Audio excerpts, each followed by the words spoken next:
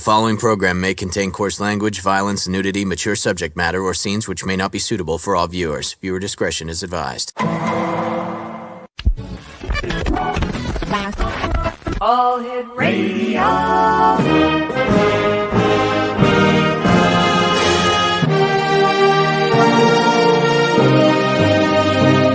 Welcome to the X Zone, a place where fact is fiction and fiction is reality.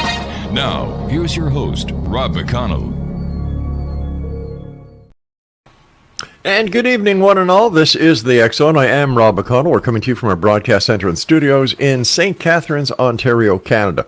Now, for all of you who are wondering, where's St. Catharines? Well, St. Catharines is on the shores of Lake Ontario, in between Hamilton and Niagara Falls. We're about 15 minutes away from the crossing into the state of New York from Niagara Falls to Buffalo. About 40 minutes from Hamilton and about an hour and a half to the Queen City of Toronto. So that's where we are.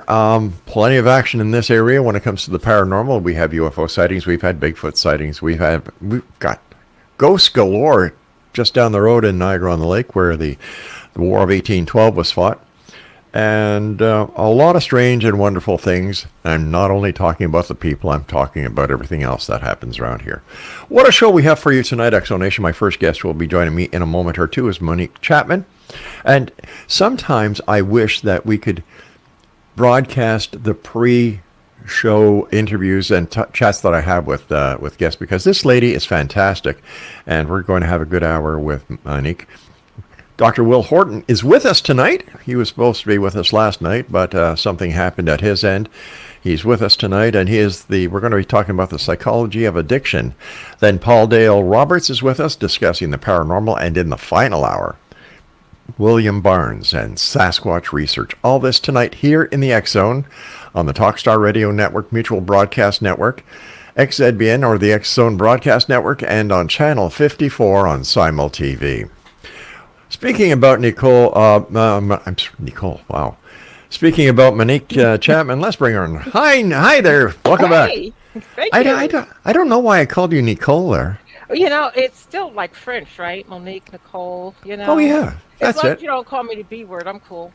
Unless you mean bad B word. I was thinking B word beautiful. Okay, that wasn't what I was thinking, but I'll take that. Thanks very much for joining us, Monique. Tell us a little bit about yourself and how you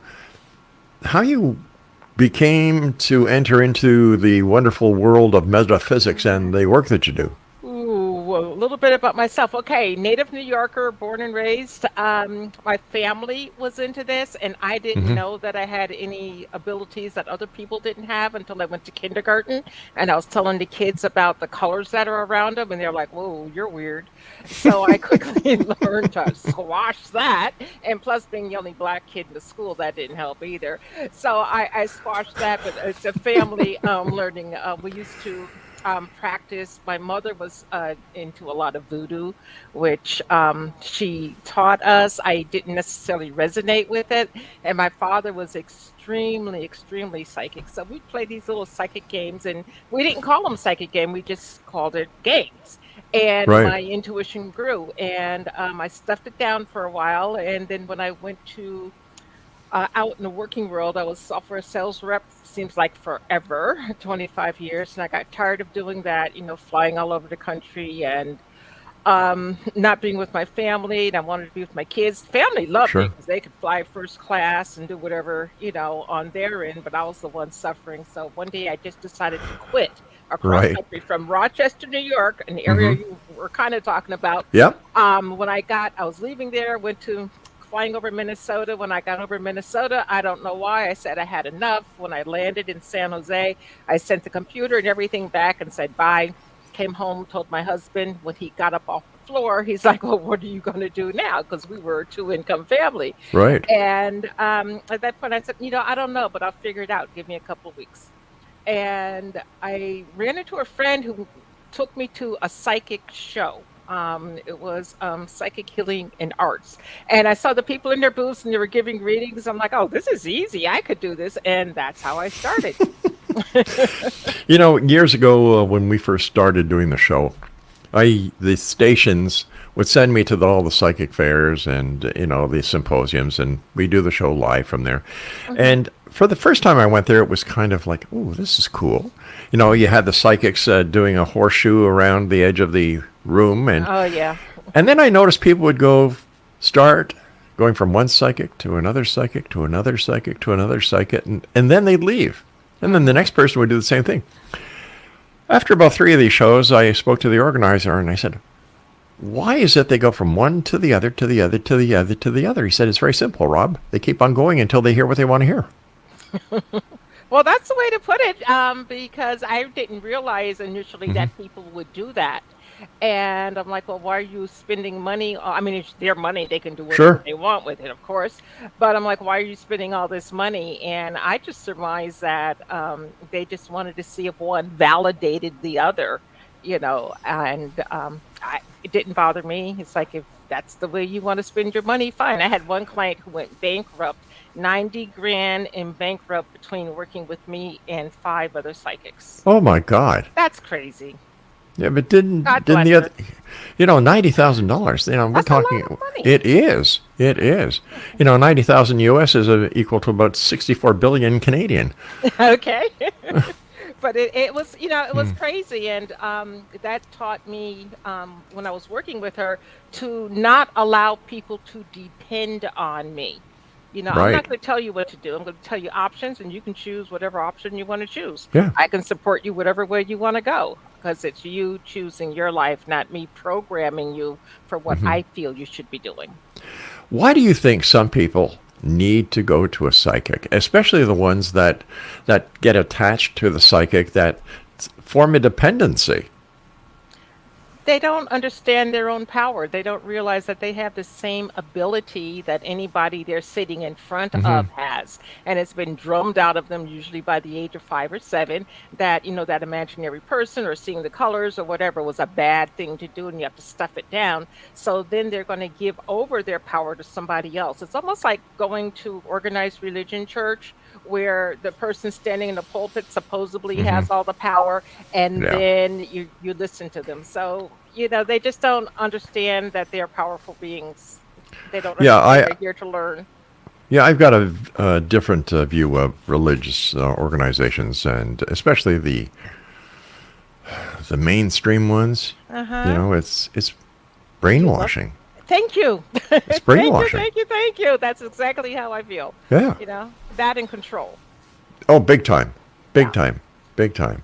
And once again, they build a dependency on their parishioners, you know, to keep giving into the church and doing this, doing that. And, you know, I was raised as a Christian. I got kicked out of the Anglican church at the age of 13 because I was asking too many questions. Questions that children were not supposed to ask. In fact, the minister called up my mom and said, you know, your son is the son of the devil. We don't want him back here. Oh, wow. Because I asked him, this is the question that got me booted out. If God created Adam and Eve, and they were the only 2 people, and then they had Cain and Abel, that's 4 people, right?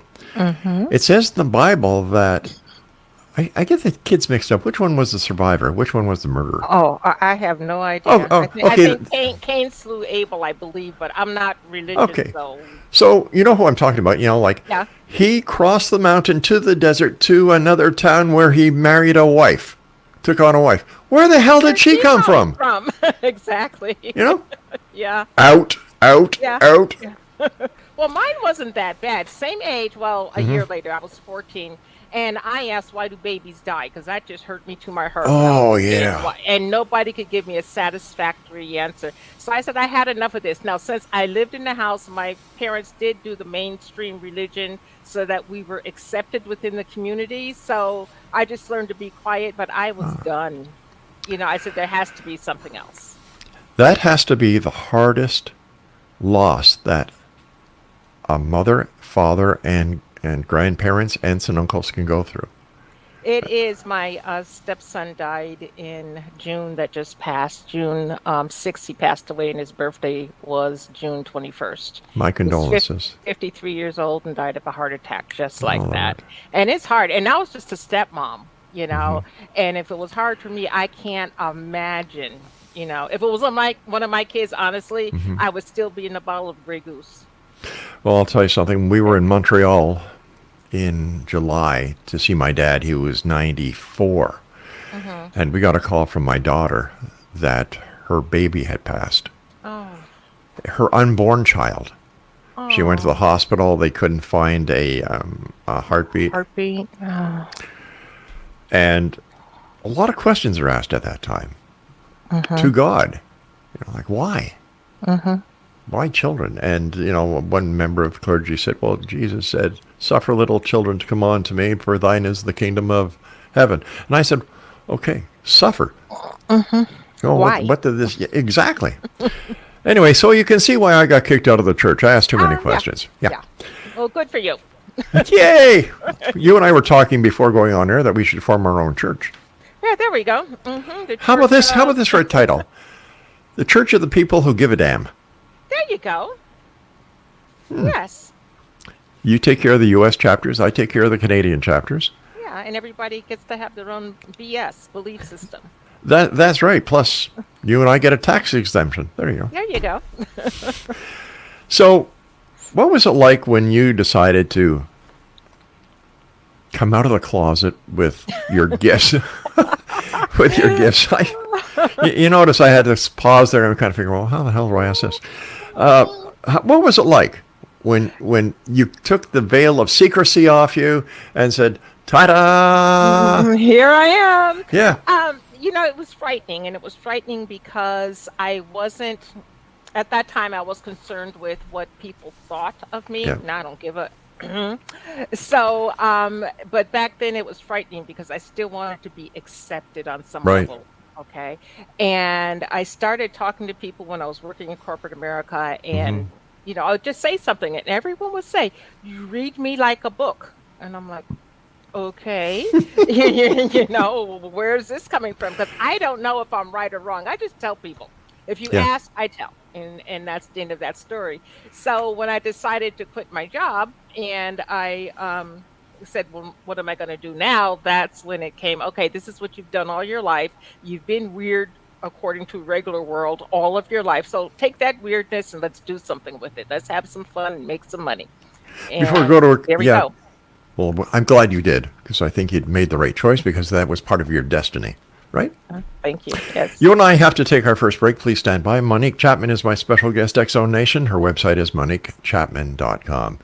This is the X-Zone. I am Rob McConnell. We're coming to you from our broadcast center and studios in St. Catharines, Ontario, Canada.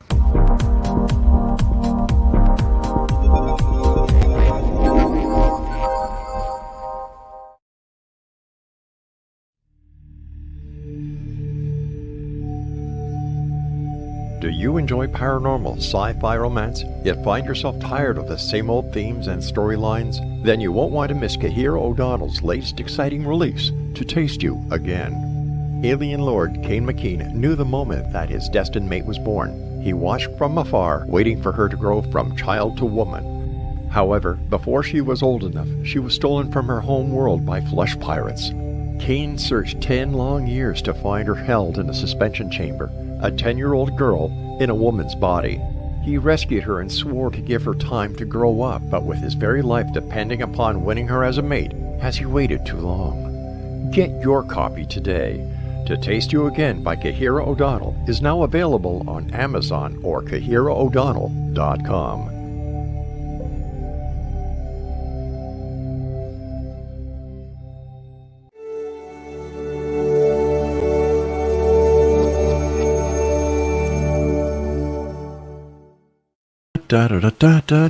Oh, welcome back, everyone.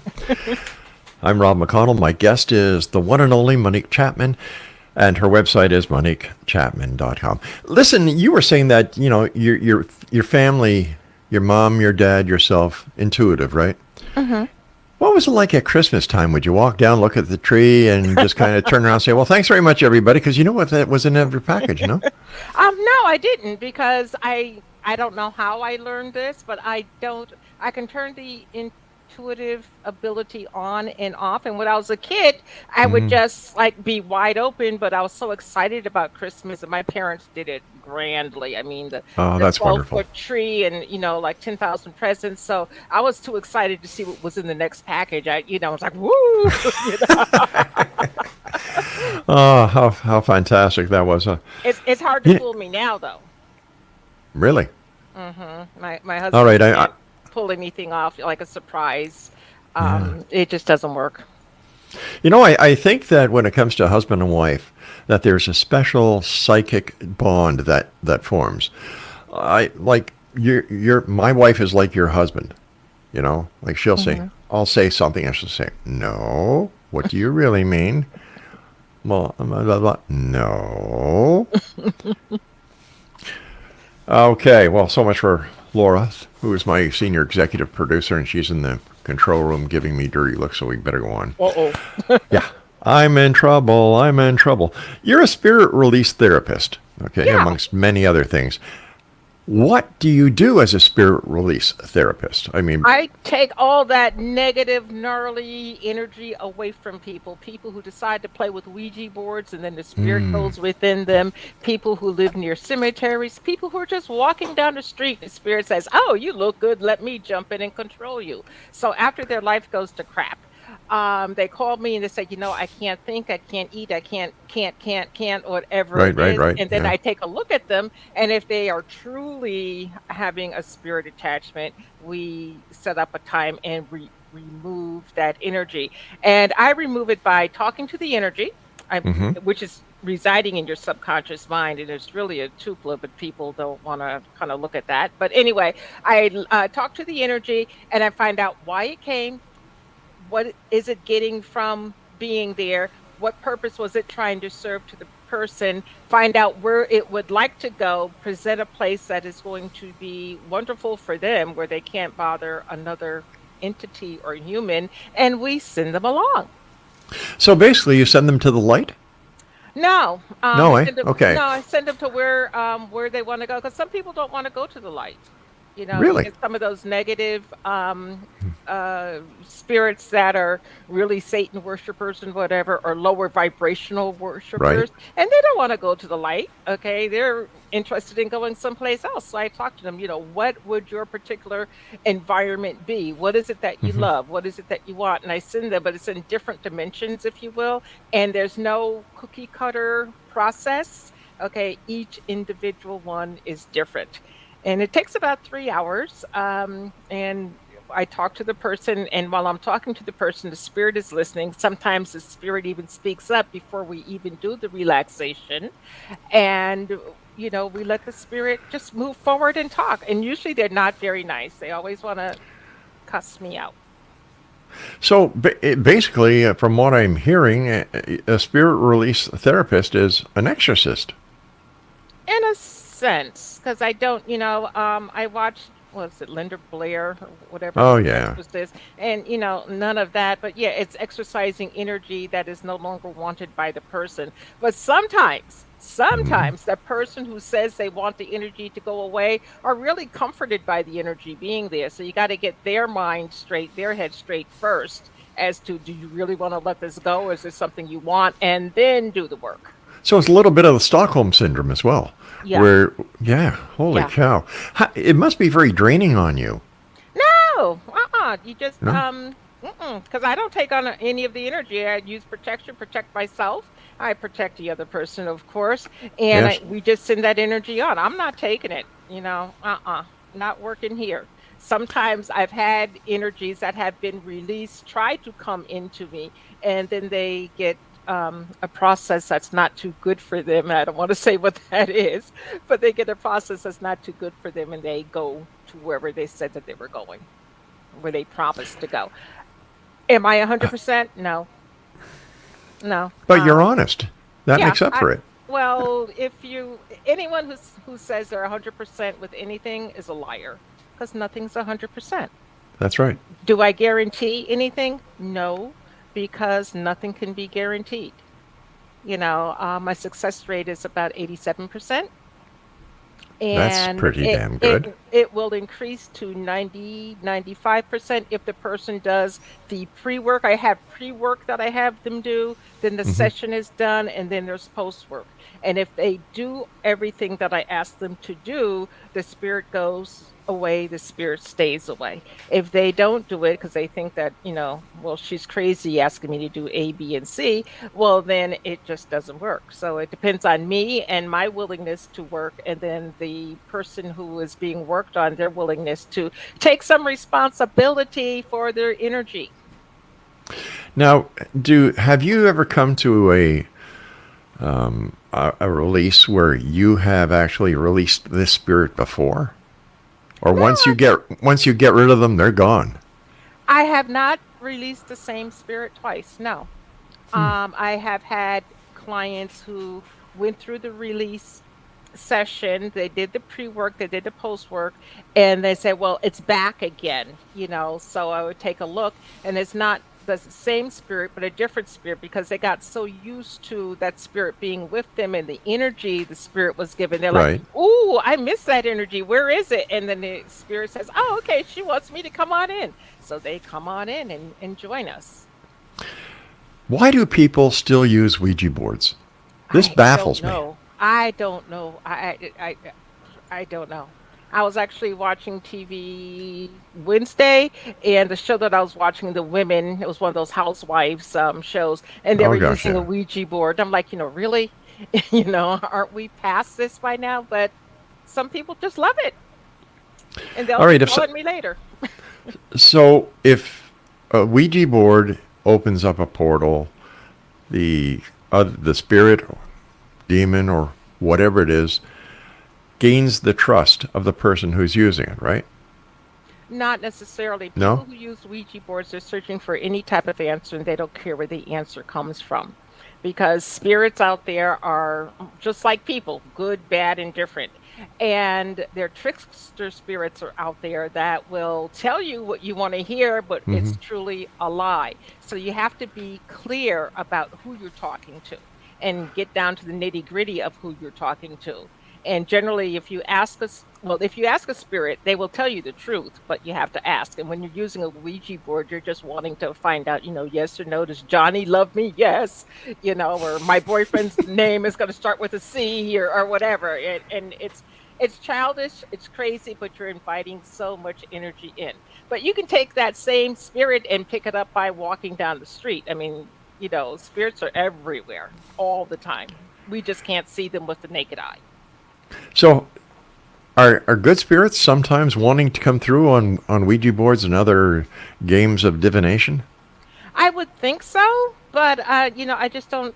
I myself don't trust it, so I don't. I don't play that Okay. way. How would somebody know who's listening tonight if they have a spirit attached to them? Let me give you an example. Let me give you an example here.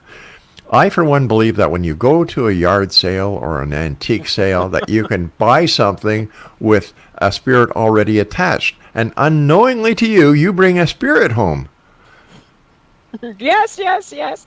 I had one. I had a meetup once, and this woman came, and I didn't know her before the meetup, and she kept telling me, she goes, "I bought this robe at a yard sale, and when I put the robe on, it changes my personality." And she explained how it changed her personality, and I'm like, "Oh, duh," you know. And it took me a while to convince her that maybe that robe wasn't a good idea. I live in Fremont, California, and we have the Niles district, and that's where Charlie Chaplin filmed all of his movies. Right? Yes. And the whole area now is an antique town, basically part of town. There are so many ghosts walking around there. Every once in a while, I'll go over. And the last time I went with my sister, and we just looked in. I don't buy anything, but we just looked around, had lunch, came home. We were sitting at my dining room table, and we were talking, and we heard this man's voice in one of the kids' bedrooms. And I'm like, Julius, are you home? And I got no answer. So we kept talking, and Julius's car wasn't here, so of course he wasn't home. The ghost followed us home. My gosh. So we had to send him on his way. Has there ever been a time, Monique, when you've been doing the spirit release that you do, that you yourself have become a little concerned and a little frightened? Good question. And short answer is no. Okay. Um, That- I worked with William Baldwin, Fred Decker, and Orman McGill as far as my training for this, and different aspects of hypnosis and right. working with energy. But they were very effective with what they did, and then I came up with my own way of doing it, if you will. And no, nothing, because it's no scarier than someone standing in front of you. They really can't harm you. Okay, they can say they're gonna harm you. I mean, Right. they give the can we swear on this show or no? Oh, They sure. give Go ahead. they give the FUs and this, that, and the other, Yeah. you're not this, that, and the other, trying to get a rise out of you, but you just combat that right away. But I haven't to date, and I hope I don't run into anything that really truly scares me. Give me an approximate number of how many paranormal experiences that you've had. With spirit release or just paranormal period? Paranormal period. Okay, I've got a good one for you. Okay. When I was 16, and there's no drinking or drugs when I was 16. Okay, afraid to do it. Boring. Yeah, well, we have since changed, but at 16, I was afraid. So our house had burned down, and when our house burned down, we needed some place to stay, and we stayed in Yeah. a hotel for a little bit, and had enough of that because we stayed 2 cities away from our high school, and that was very difficult to, drive to school and back. Transportation, So yeah. I begged my father to rent a house that one of my schoolmates had available. Her grandparents had died, and the house is sitting empty. And we looked at it, beautiful house, absolutely gorgeous house. And, they did whatever they did, and we moved in. Well, the house was right next door to a church that had a cemetery attached to it. The house was on stilts, and there was a creek running behind it. So there was a paranormal flap running behind it. In my sister's room, I'd go in there, and we would talk and whatever. And again, we're teenagers, and we would see this man, this Caucasian man with a plaid, hunter shirt on, Yeah. white hair, and he's walking right in front of us outside the window. Now, how can that be when the house is on stilts? Okay. And so we kind of let that go. And then one day I came home from school, and I went into my room, and all my clothes that were hanging up in the closet, because my parents were sticklers about neatness, were on the bed. And I'm like, oh shit, that scared me. So I left, and my father owned a chain of dry cleaning stores. So I went down to Albany to one of the cleaners.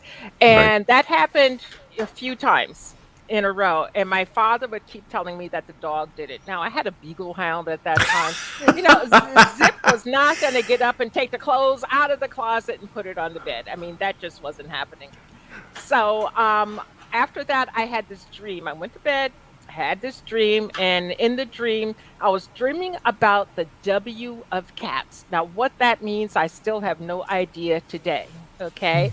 But the W of cats, I was laughing hysterically. So hysterical. So my parents tried to wake me up, couldn't wake me up. I was just laughing about the W of cats and hysterical about it. So after that, my father was like, well, maybe we should, think about someplace else to live. But before we moved, the basement in that home, and again, beautiful home, they had a like a shuffleboard Oh, yeah. design on the floor and all kinds of things.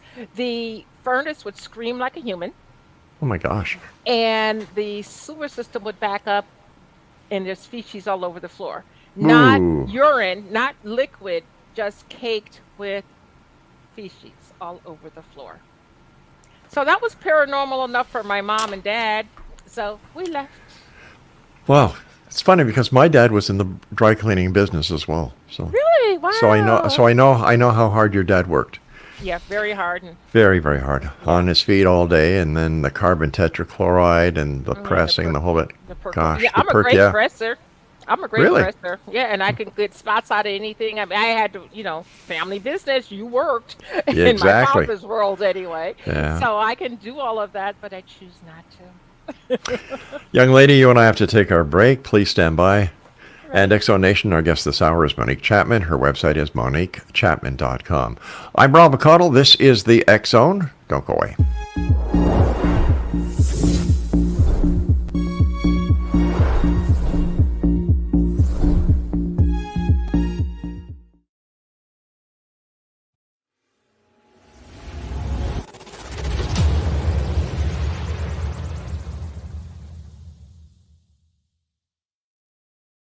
So I was watching the X Zone TV channel last night when I was abducted by aliens, and they kept repeating to me over and over again, simultv.com, simultv.com. What's simultv.com? That's what I asked them. They had it written on the side of their UFO. How do you spell that? UFO. No, I mean simultv.com. simultv.com. simultv.com. Right. simultv.com. Interesting that you were abducted by aliens in a simultv.com UFO last night. Oh, yeah? Yeah. Now that you mention it, I remember now last night I was awakened from a deep sleep. My great-grandmother was standing there. She said she'd come from the hereafter to tell me about simultv.com. She even spelled it out for me. simultv.com, sonny boy. simultv.com. simultv.com, sonny boy. Wow. Yeah. Guys, you'll never guess what my psychic guru just told me. simultv.com. Exactly. Are you guys psychic too? Of course. We all know about simultv.com. simultv.com.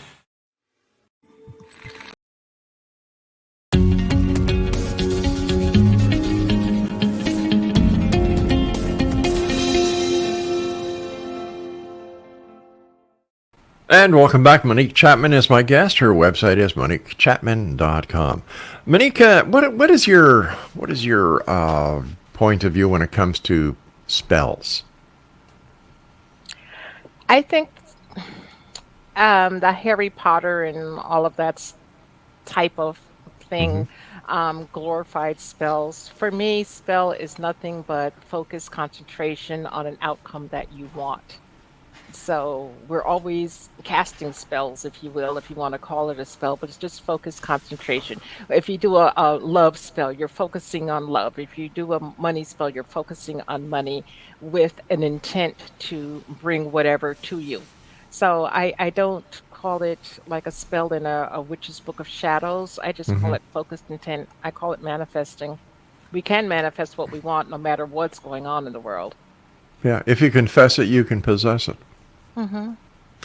You were mentioning shadows. A lot of people today are reporting shadow people that they're catching in the peripheral vision of their eyes. What is your take on that? I think that is definitely very real. Not only lately did I catch a shadow person, I caught a shadow goat human being going through my house from one corner to the other.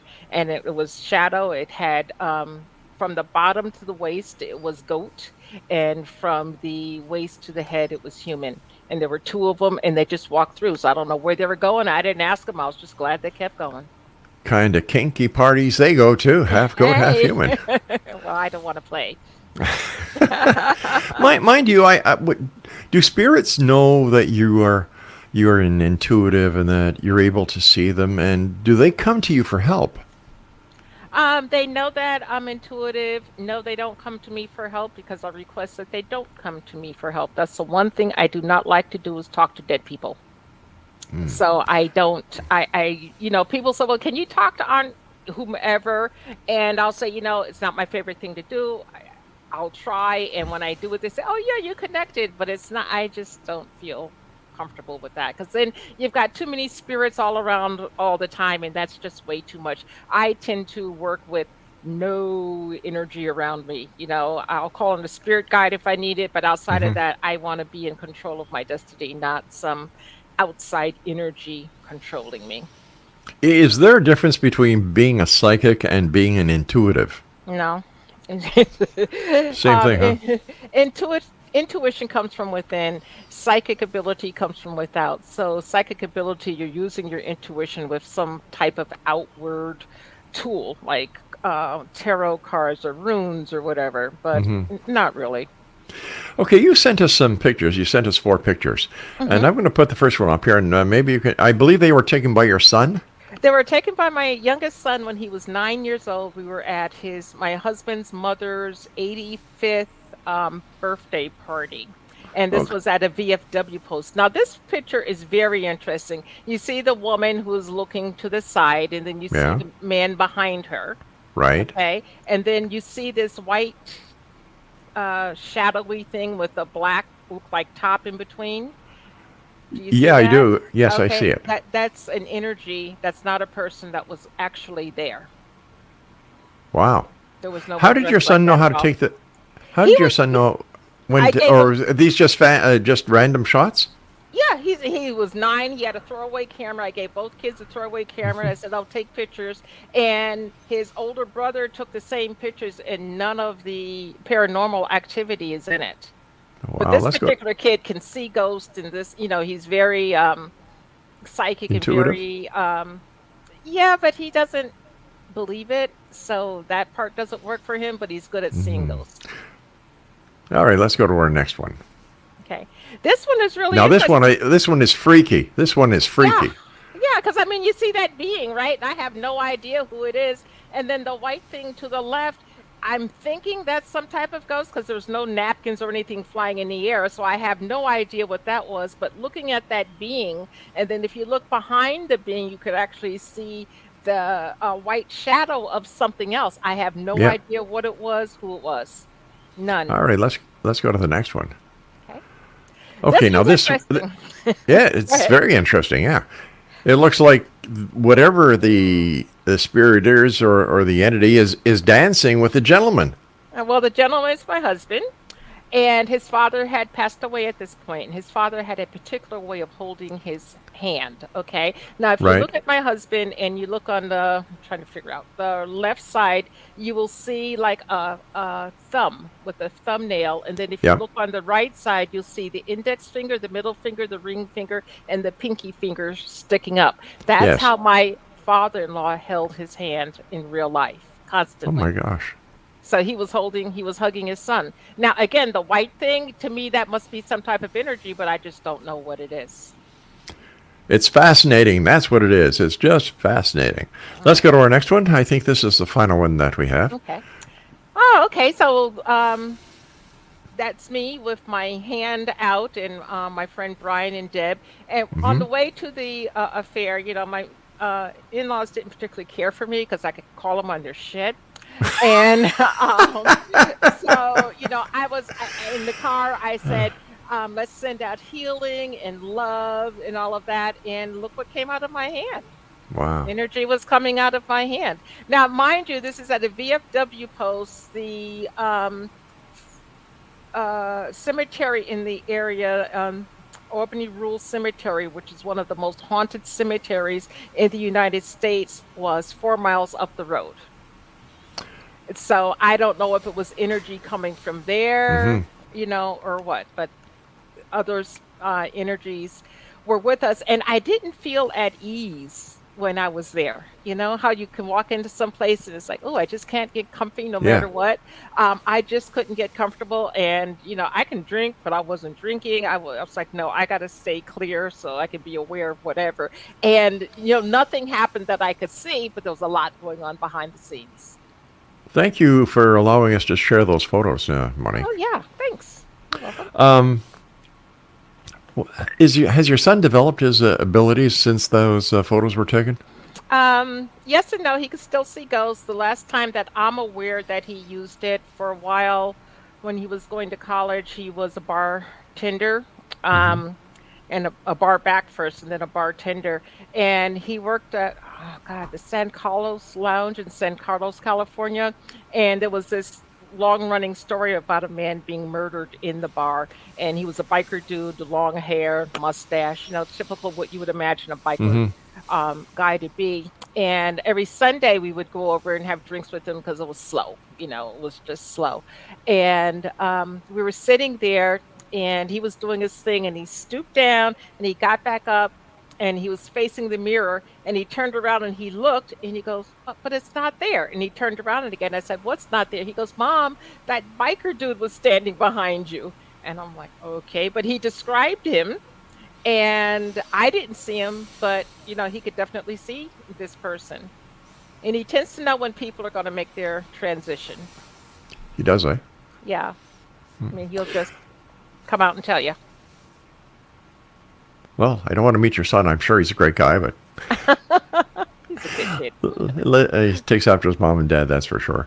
You and I have to take our final break, Monique. Please stand by. And Exo Nation, if you'd like to find out more about Monique Chapman, visit her website at moniquechapman.com. When we come back, we're going to be talking to Monique about her podcast so that you can spend some time with her listening to her podcast. And fascinating pictures, great story, and a lovely guest. We'll be back on the other side of this break. Don't go away.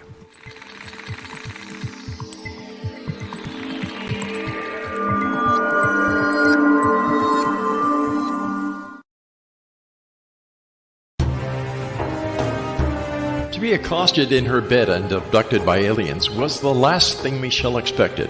Yet the fateful morning of her destined death changed everything. Lord Lan Ramos, Alpha King of Vidar, the monstrous befanged alien looming over her bed, was her destined mate come to save her from certain death. He is a telepathic mute shifter. Can Michelle accept him and his animal? Once on Lan's home planet, Michelle becomes increasingly psychic, revealing her as the fabled Oracle of Vidar. As factions conspire to destroy them, will they overcome mounting threats? Will Michelle's growing gifts save them, or ultimately destroy her? Don't miss this sci-fi shifter romance with charismatic and engaging characters. Get your copy today. The Oracle of Vidar, available on Amazon or CahiraO'Donnell.com. That's CahiraO'Donnell.com.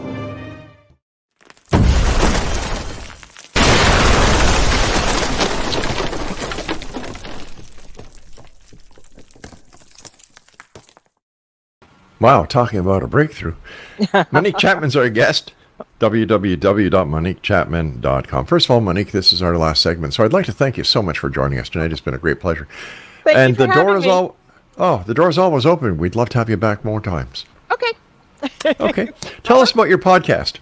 Oh, my podcast is Get Over It Podcast. And I named it Get Over It because sometimes when I'm talking with long-term clients and they're still coming to me with the same issue, I've always in the back of my mind of just get over it.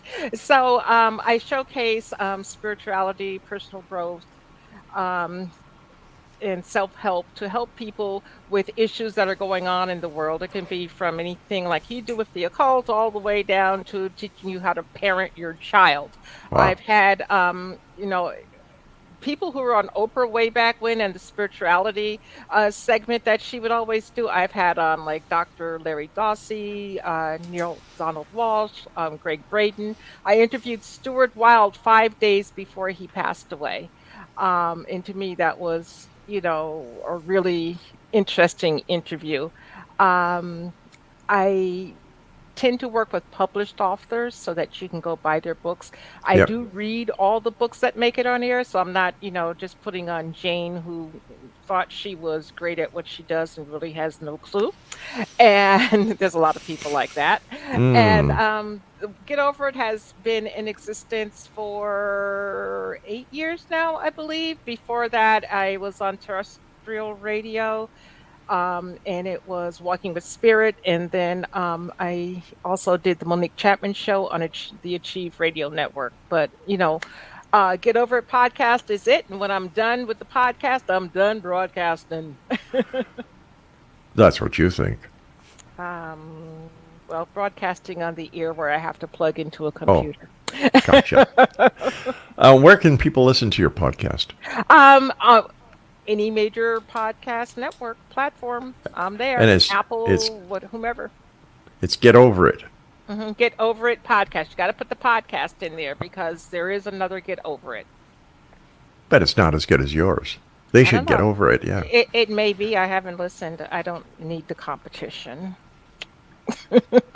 I don't think you have any. Yeah, I do, but I don't go to competitive mode. No. It's too much trouble. Got enough trouble being me. I think everybody has trouble just being themselves these days. How can people create more love and money in their lives? Number one, clarity. And number two, loving yourself. And if you have the clarity about the type of relationship that you want, not that, he's got to be 6'2" and he's got to be tall, dark, and handsome, or she's got to be a size 2, and, forget all of that. What is the quality of the person that you want to have in your life? What are the experiences that you like and would like to share together? I have people write them down to the tune of 150 qualities. Right. You read it every day, either in the morning when you wake up or at night before you go to bed, because that's when your subconscious mind is most open. Your subconscious mind is where we create, because you tell the subconscious mind something, it doesn't know if it's real or not. It'll just go out and bring it to you. So if you do this, it will bring in the love. But you got to be clear on what you want. You got to love yourself first and foremost. Nobody completes you. You are complete within yourself. And if you want some more money, it's about, okay, so how much money do you want? Now, if you're making $2 an hour now, don't think that $1 million is going to fall into your bank account next week, because it's not. Okay, you might try for 2,000. Okay, but get clear and then do the work. So many people just don't want to work for what they get. It's like, oh, it should just come to me because I'm special. I'm special too, but I got to work for my money. We all do, my dear. Yeah. What message do you have for living in our times? Ooh, good question, because it is so taxing out there right now, and so toxic out there right now. To keep your thoughts as high as possible. If there's someone in your life that causes you to lose your center or deplete you, let them go, because that's nothing but negative energy that's just going to pull you down. Don't listen to the 5 o'clock news, the 7 o'clock news, the 11 o'clock news, and just hear the United States. If you're going to watch the news, watch it objectively, but get your news from different news sources so you can suss out the truth. Just because they say it, it doesn't mean that it's true. With all the information that's available to people 7 days a week, 24 hours a day, the amount of data that people are being subjected to, not only the data, but the different wireless services that are inundating our brainwaves. How do people cope with that? They can't see it. They don't understand it's there. No, but you can do small things that you really don't have to put a lot of energy into. You can wear or have near you, if you're using your computer, whatever, some hematite or black obsidian, because those stones will pull that energy away. Some people use Q-links, whatever it is that you feel that resonates with you, so that it can help pull the energy away. And sometimes the best energy is to reduce the energy going around in your home. Like, turn off the computer, turn off the cell phone, turn off the TV. Ooh, novel concept there.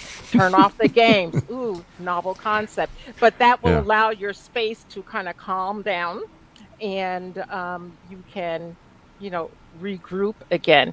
You can always use like sage or Palo Santo to kind of clear the air, but it clears the air more than it does the energy that's going around. So, you just got to get away from it. Spend some time outside in nature. I'm a beach girl, so I go down to Santa Cruz and sit there in Santa Cruz and get those positive ions, and it just flips everything, and I come back and I'm refreshed. Some people like the woods. Fine, go to the woods, take a bath in the woods, wood bathing, and just come back revitalized. Here's my final question for you. What is your message for the X-Zone Nation tonight? Be who you are, live your truth, stand your truth, and please keep listening to the X-Zone Nation, Rob, because he does very good work. Okay. God bless you. It's true. And I'm not saying it just because I'm here. I wouldn't be here with you if I didn't feel that you're real. Okay. Very real, very valid, and brings a lot of different information to people. So keep listening, learning, okay, and trust. Thank you so much for that. And once again, please give our listeners your website and how they can find out more about you. Okay, my website is MoniqueChapman.com. I am on Facebook. I think it's Monique_Chapman. I really don't play on Facebook that much. I just post the podcast. And I'll look at pictures. Outside of that, I don't have time to be bothered. And you can always call me or send an email from my website. Monique, thank you so much for joining us tonight. And I look forward to the next time you and I meet back here in the X-Zone, and I'm sure our listeners will love having you back as well. Thank you. Okay, me too. Thank you. Bye-bye now. Bye-bye. Once again, X-Zone Nation, Monique Chapman has been my guest, and her website is MoniqueChapman.com. The name of her podcast is Get Over It Podcast. Before I go to my next break, I'd just like to remind you all of a couple of shows that we have here on the X-Zone Broadcast Network.